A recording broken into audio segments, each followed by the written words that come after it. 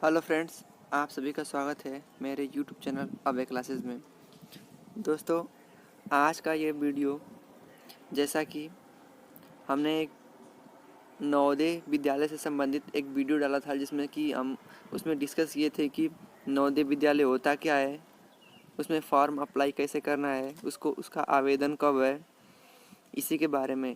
तो ये वीडियो है, आज हम लोग जानेंगे कि नवोदय विद्यालय के सिलेबस क्या होते हैं, नवोदय विद्यालय में किस प्रकार से कौन कौन से टॉपिक और कौन कौन से सब्जेक्ट से और कैसा पेपर आता है। तो चलिए वीडियो को स्टार्ट करते हैं। Let's start.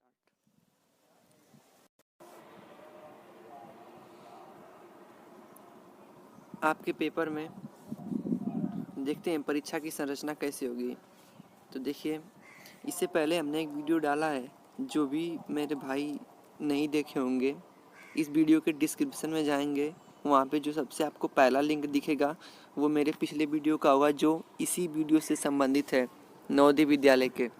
तो मैं चाहता हूँ कि प्लीज़ आप लोग उस डिस्क्रिप्शन में जाकर उस वीडियो को देख लें, आपको नवोदय विद्यालय के बारे में पूरी समझ में आ जाएगा। देखिए, इस वीडियो में परीक्षा की संरचना तो देखिए, परीक्षा चयन की अवधि आपकी 2 घंटे की है, जैसे कि 11:30 से 1:30 तक होगी। समय आपका 2 घंटा होगा। इसमें 3 खंड होते हैं। इसमें आपके 3 खंड होते हैं और तीनों खंड में वस्तुनिष्ठ प्रश्न होते हैं। आपके कुल प्रश्नों की संख्या 80 होगी, जिनमें आपको पूरा पूर्णांक मिलेगा 100 नंबर का। तो देखिए, हम लोग का सिलेबस किस प्रकार से विभाजित है। तो आपका सबसे पहले आपके 40 प्रश्न होंगे रीजनिंग के, मानसिक योग्यता परीक्षा। उसके बाद होगा खंड ब अंकगणित परीक्षा। उसके बाद होगा भाषा परीक्षा। तो आइए देख लेते हैं कितने कितने नंबर का होगा। तो रीजनिंग आपका 40 नंबर का होगा और अंकगणित आपका 20 प्रश्न होंगे। रीजनिंग में 40 प्रश्न होंगे जो 50 नंबर का। अंकगणित में 20 प्रश्न होंगे 25 नंबर का। और परीक्षा भाषा परीक्षा में 20 प्रश्न होंगे 25 नंबर का, जिनमें आपको इस सेट समय अवधि है। तो आपको रीजनिंग में 60 मिनट मिलेंगे। परीक्षा में आप अंकगणित परीक्षा में आपको 30 मिनट और भाषा परीक्षा में आपको 30 मिनट। इस प्रकार से सब 2 घंटा मिलेगा और पूर्णांक 100 होगा। प्रश्नों की संख्या 80 होगी, अर्थात आपके प्रत्येक अंक 1.25 अंक के होंगे। और एक बात ध्यान देने वाली है कि इस प्रश्न में कोई भी माइनस मार्किंग नहीं है। देखिए, यहाँ पे साफ साफ लिखा हुआ है, ऋणात्मक मूल्यांकन नहीं होगा। अब बात करते हैं इसके सिलेबस के बारे में। जैसा कि देखेंगे परीक्षा का स्वरूप, अर्थात प्रश्न पत्र किस प्रकार के होंगे। तो आपके खंड क में मानसिक योग्यता परीक्षा होगा। इसमें दिखे दिया है कि प्रत्येक भाग में 4 प्रश्न होंगे, जिसमें नीचे कुछ उदाहरण दिए। देखिए, पहला आपका रीजनिंग होगा, जो विभिन्न आकृति छाटना होगा। ये रीजनिंग का एक प्रकार होता है, जिसमें कि इसमें विभिन्न आकृति छाटते हैं। तो देखिए,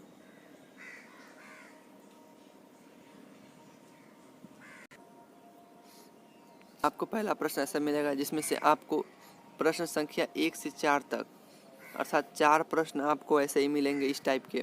ये विकल्प ए होगा, बी होगा, सी होगा, डी होगा। इसमें से आपको छांटना होगा कौन सा भिन्न आकृति है। तो देखिए, जो भी मेरे भाई रीजनिंग पढ़ते होंगे उसको बता सकते हैं आसानी से। यहाँ पे ऐसे ट्रिक किया है, भुजा पे ये, बीच वाले पे ये, भी बीच वाले पे ये, भी बीच वाले पे, अर्थात सही उत्तर ये होगा। ऐसे ही इसको छांटते हैं कि इन चारों आकृतियों में से कौन से डिफरेंट है। आपके ऐसे ही 4 प्रश्न होंगे। फिर आपके होंगे प्रश्न संख्या 2 में, आप दूसरी रीजनिंग में होगा आकृति मिलान, ऐसे प्रश्न होंगे। इसमें देखिए दिया है कितने प्रश्न, ऐसे कितने प्रश्न हो सकते हैं। तो प्रश्न संख्या 5 से 8 में, अर्थात 3 प्रश्न आपके ऐसे होंगे जिसमें आकृति मिलान करना होगा। फिर इसके बाद तीसरा टाइप का रीजनिंग होगा आपको आकृति पूरक। इसमें क्या करते हैं, इसमें 3 4 कॉलम दिया रहेगा, ये एक कॉलम खाली है, इसमें ये विकल्प दिया होता है।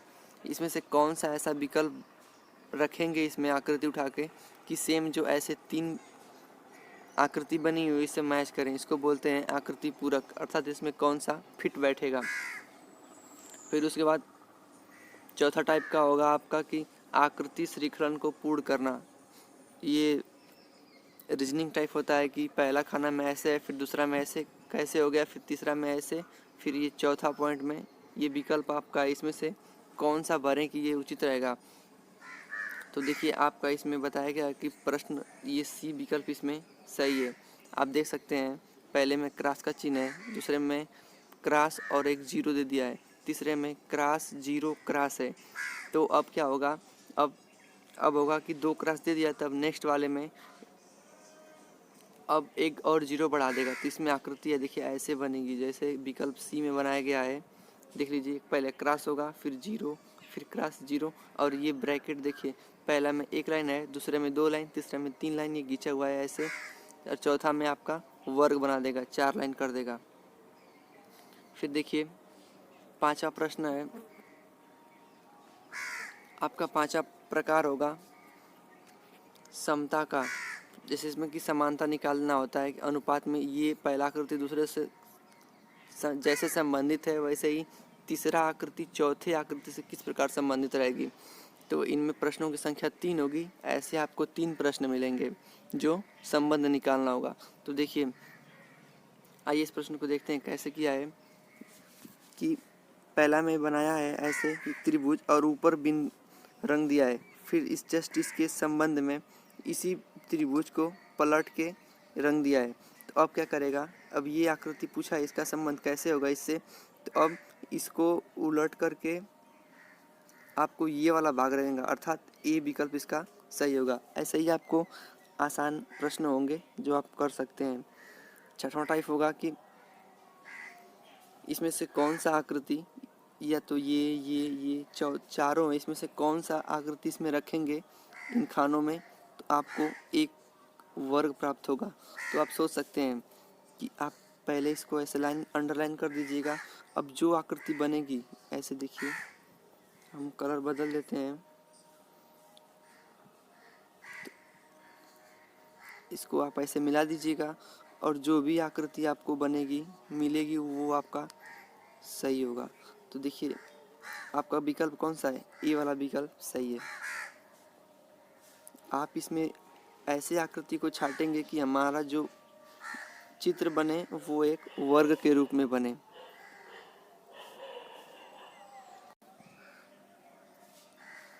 तो आपको ऐसे प्रश्न कितने मिलेंगे, प्रश्न संख्या 21 से 24 तक आपको ऐसे ही प्रश्न मिलेंगे। फिर उसके बाद प्रश्न प्रकार 7वां प्रकार क्या होगा, तो दर्पण प्रतिबिंब का होगा, जिनमें प्रश्नों की संख्या 3 होगी। 25 से 28 प्रश्न, प्रश्न संख्या 25 से प्रश्न संख्या 28 तक होगा, अर्थात इनमें बीच का अंतर 3 है, इसलिए 3 प्रश्न आपको ऐसे मिलेंगे।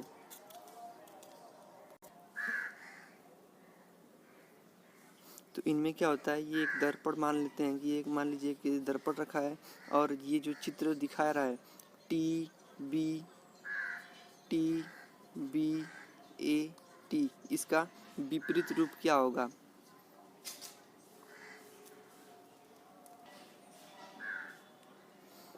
आपको लिखाई टी बी ए टी, यदि आप इस वर्ड को, अंग्रेजी वर्ड माला को यदि आप प्रतिबिंब में देखेंगे तो किस प्रकार का दिखाई देगा, वही आपसे पूछ रहा है। तो आप ये विकल्प डी होगा, इसको प्रतिबिंब में ऐसे देखेंगे तो आपका ये पलट जाएगा, ये इधर चला जाएगा, ये वाला इधर हो जाएगा। जैसे कि टी तो लास्ट में रहेंगे ही, और बी जो तीसरे नंबर पे है, इसको अब ले जाएंगे इस साइड, तो आपका ये ए दूसरे स्थान पर हो जाएगा और बी तीसरे स्थान पर हो जाएगा। ऐसे ये प्रतिबिंब वाली आकृति होती है। इसके बाद होता है प्रश्न प्रकार 8वें प्रकार की रीजनिंग होती है, कागज को मोड़ना और काटना।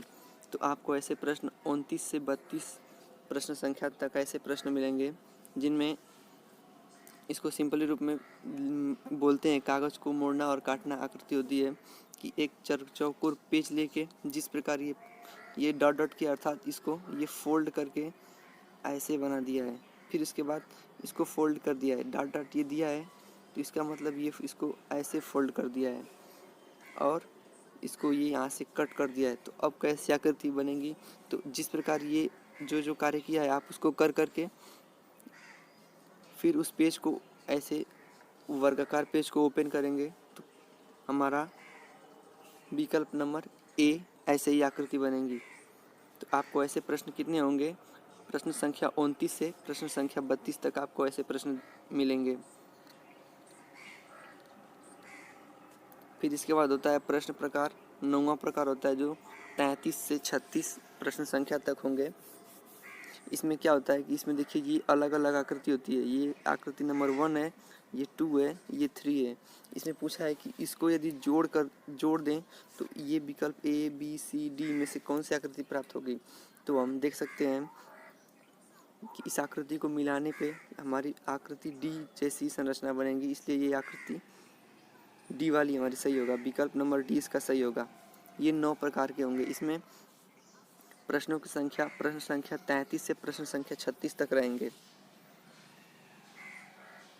उसके बाद है प्रश्न संख्या 10 की ऐसी, जिसमें होता है कि ये जो आपको आकृति दी हुई है इनमें और सी डी में कहाँ पे आपको मिलेंगे। तो देखिए ऐसे उस आकृति को ढूंढना होगा जो देखिए विकल्प नंबर ये दिया है प्रश्न में कि ऐसी आकृति हमें कहाँ पे मिल सकती है। तो विकल्प बी में देखिए एकदम सेम ऐसी संरचना की आकृति आपको मिलेगी, इसलिए विकल्प संख्या 2 होगा। तो ऐसे प्रश्न आपको प्रश्न संख्या 37 से प्रश्न संख्या 40 तक मिलेंगे। यहाँ तक रहा हमारे रीजनिंग, जो 10 प्रकार की रीजनिंग आती है। तो प्लीज़ आप ऐसे रीजनिंग को तैयार कर लीजिएगा। और मैं आपको बता रहा हूँ कि आप कौन सी बुक से पढ़ेंगे। तो नवोदय विद्यालय के लिए एक विद्यासागर की बुक आती है, वो सबसे बेस्ट होती है, जिसमें आपकी अच्छी प्रिपरेशन हो जाएगी। फिर उसके बाद यदि आप ये फर्स्ट है, यदि आप लेना चाहते हैं तो एक लक्की प्रकाशन की भी बुक आती है, वो भी सबसे बेस्ट होती है। दूसरा लक्की प्रकाशन की एक नवोदय विद्यालय की बुक है जो नवोदय के लिए सबसे बेस्ट है। तो हम आपको यही कहेंगे कि आप विद्यासागर प्रकाशन की बुक की खरीदिए और उसी से आप तैयारी कीजिए। अब देखते हैं खंड 2 जो होगा हमारा वो गणित का पेपर होगा। तो गणित में देखिए क्या दिया है, इसमें दिया है कि इस परीक्षा का मुख्य उद्देश्य अभ्यर्थी के अंकगणित में आधारभूत दक्षता को मापना है। इस परीक्षा में आपको सभी 20 प्रश्न होंगे जो निम्नलिखित 15 विषयों पर आधारित होंगे। अर्थात मैं जो आपको बताऊंगा, आप 15 ऐसे मैथ अंकगणित के चैप्टर के नाम जो उनमें से 20 प्रश्न केवल पेपर में पूछे जाएंगे। आइए देख लेते हैं। तो सबसे पहला पाठ है आपका, लेसन का नाम होगा मैथ में संख्या और संख्या पद्धति। दूसरा पूर्ण संख्या पर आधारित आधारभूत संक्रियाएं। तीसरा एक भिन्नात्मक संख्या होती है, वो उस पर साथ आधारित होगा। फिर गुणनखंड और मापांक एवं उनके गुण। उसके बाद लसम जिसको बोलते हैं एलसीएम एचसीएफ, वो होगा। फिर उसके बाद दशमलव वाली आवर्ती संख्या होगी कि दशमलव की आधारभूत संक्रियाएं किस प्रकार से होती हैं। उसके बाद भिन्न वाली होंगी। फिर माप लंबाई द्रव्यमान वाली जो चैप्टर होता है उसी से संबंधित होगा।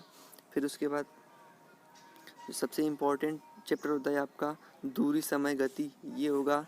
फिर व्यंजकों का सन्निकट मान, संख्यात्मक व्यंजनों का सरलीकरण आपका भी, और 12वां आपका चैप्टर होगा प्रतिशतता।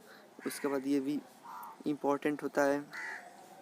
उसके बाद होगा लाभ हानि, फिर साधारण ब्याज और परिमाप क्षेत्रफल और आयतन। ये आपके रहे 15 ऐसे टॉपिक जिनमें से 20 प्रश्न आपको पेपर में इनमें से दिए जाएंगे।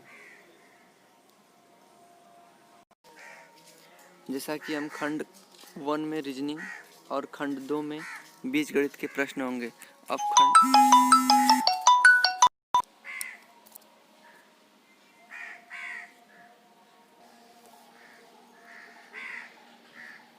जैसा कि हमने अभी हम लोग खंड क और खंड ख देख चुके हैं, जिनमें खंड क में रीजनिंग और खंड ख में गणित होंगे। अब बात करते हैं भाषा परीक्षा कि इनमें किस प्रकार से प्रश्न आते हैं। इनमें देखिए आपका एक रीजनिंग, एक गद्यांश होता है, जैसा कि आप देख रहे हैं। वीडियो काफ़ी लंबा हो जाएगा, इसलिए आपको बस शॉर्टकट में बता दे रहे हैं। आप इसको शॉर्ट स्क्रीन लेकर या वीडियो को पॉज करके पढ़ लीजिएगा ध्यान से। ऐसे ही आपको एक गद्यांश रहेगा, जिसमें देखिए इसमें दिया है कि वन हमारे लिए कई तरह से उपयोगी हैं। आप शॉर्ट स्क्रीन ले लीजिए। ऐसे ही आपको एक प्रश्न, एक आपको गद्यांश दे दिया जाएगा और इसमें से आपको प्रश्न दिए रहेंगे, इसी गद्यांश से संबंधित होंगे। प्रश्न 1, 2, 3, प्रश्न संख्या 4, प्रश्न 5, ऐसे ही 5 प्रश्न होंगे, जिसमें से आपको ऐसे ही लगाना होगा।